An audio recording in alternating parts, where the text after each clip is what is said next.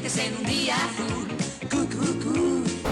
Hola, segur que aquest trajecte l'heu fet un munt de vegades i a més o menys un de cada 10 cops corrents i esbufegant perquè arribàveu tard, perquè segons les pròpies dades de Renfe, un de cada 10 trens de Rodalies i regionals acaben arribant tard o molt tard al seu destí.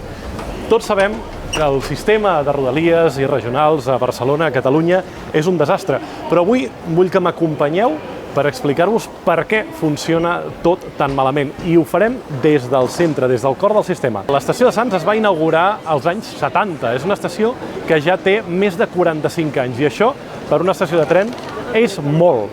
Encara que s'hi hagin fet alguns petits retocs, un rentat de cara, s'hi hagin posat unes quantes pantalles, si parlem d'estacions de tren modernes, l'estació de Sants és una anciana.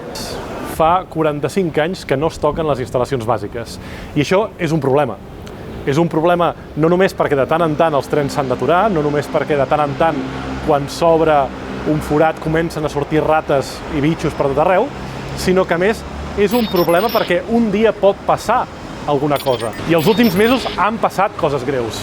No a l'estació, però sí al sistema de Rodalies. Només perquè us feu una idea de com de vella i maltractada està l'estació de Sants. A Madrid, més o menys al mateix temps que es va inaugurar aquesta estació, es va inaugurar l'estació de Chamartín, que potser us sona. Chamartín va estar operativa durant uns 20 anys, fins que a Madrid van decidir que era massa vella i van fer de nou l'estació d'Atocha. I Atocha es va convertir en l'estació central de Madrid, i encara ho és. Però ara han decidit que l'estació d'Atocha també s'està quedant vella, per tant, toca refer de dalt a baix l'estació de Chamartín.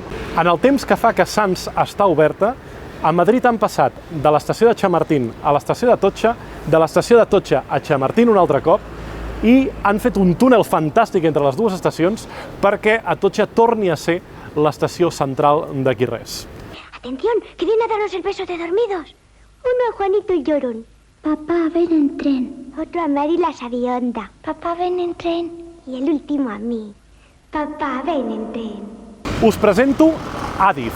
ADIF és l'acrònim d'Administrador d'Infraestructures Ferroviàries i és com una targeta de crèdit que té el govern que li permet endeutar-se per fer vies de tren, bàsicament vies d'AVE, però com que les vies d'AVE i les vies de Rodalies surten de la mateixa targeta de crèdit, al final l'endeutament d'ADIF és tan monstruós que estem parlant de 18.000 milions d'euros.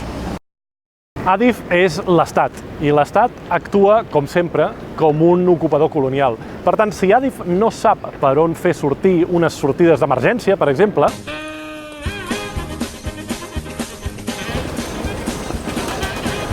te les col·loca al mig de la plaça Països Catalans, com si fos una metàfora perfecta del que és l'Estat a Catalunya. Però tornem als 18.000 milions de deute. On han anat aquests milions? Bé, molts han anat a Madrid, com sabem. Però uns quants han anat a la butxaca de càrrecs d'ADIF, i això comencem a saber-ho ara. Deixeu-me que us expliqui una petita història. El 2014, un empresari i constructor es va cansar de pagar mordides, de pagar suborns a la gent d'ADIF, i ho va denunciar. Arran d'aquesta operació, que es va dir Operació Yogi, una sèrie de càrrecs d'ADIF van acabar a la presó. I què va fer ADIF amb aquests senyors? Els va castigar? Els va acomiadar? No, els va ascendir. És més, uns anys després, l'any passat, de fet, quan es destapa tot l'escàndol de Sagrera, de corrupció a Sagrera, aquest senyor, Rafael Rodríguez, era el nou cap d'obres d'AVE a tot Espanya.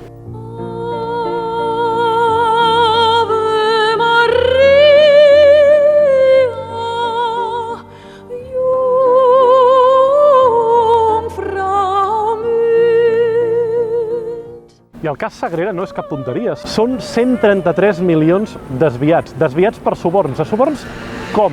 Doncs, per exemple, esquiades a Aspen, a Colorado, als Estats Units. Aquí s'ocava tothom.